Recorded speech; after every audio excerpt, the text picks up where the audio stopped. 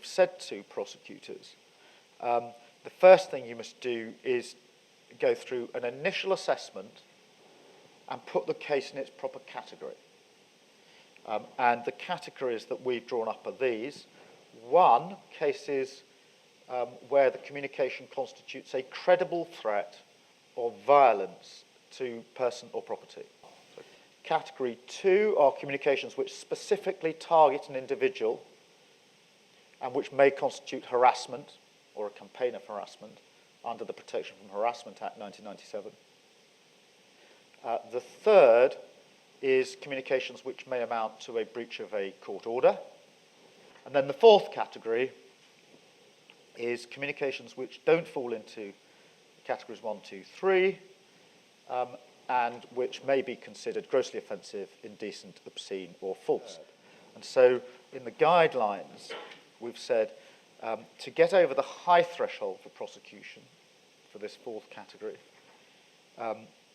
prosecutors have to be satisfied that the communication in question is more than offensive, shocking, or disturbing, satirical, or rude, or the expression of an unpopular or unfashionable opinion about serious or trivial matters, or banter or humour, even if distasteful to some or painful to others. There's got to be something more than that to get over the high threshold.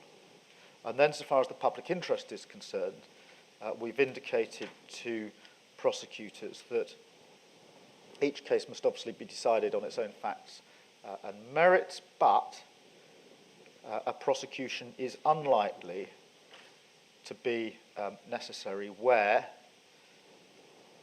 one, the suspect has swiftly taken action to remove the communication or express genuine remorse.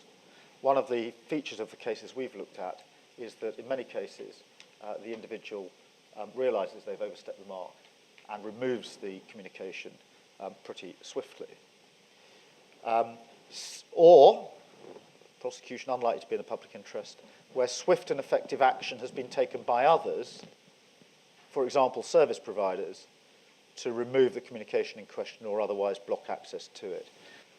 The old 1935 offence does apply to any message sent by an electronic communication system. So all of your emails, even if it's just to one other person, are caught by the Act.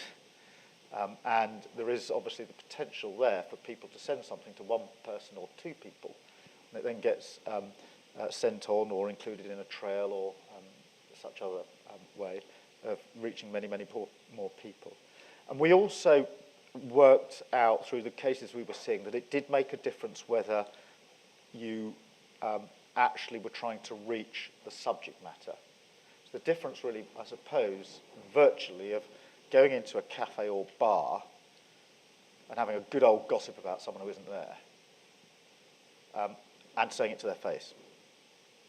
But broadly speaking, if you're in your own living room and you've got two chairs and you're talking to your pal, you can be pretty offensive, or really, really offensive actually, without breaking the criminal law.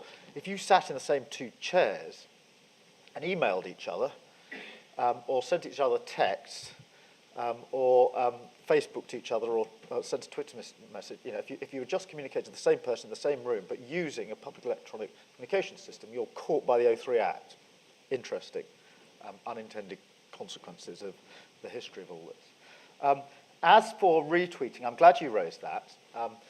The offence is sending the message by electronic communication system. You don't have to be the first sender. If you retweet, you're caught. So it doesn't matter whether you're the person who drafted it in the first place. And that's important for people to appreciate because people do send on stuff.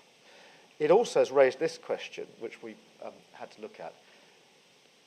In order to defeat very racist material on social media, some people deliberately retweet grossly racist stuff to draw attention to it so that people will do something about it.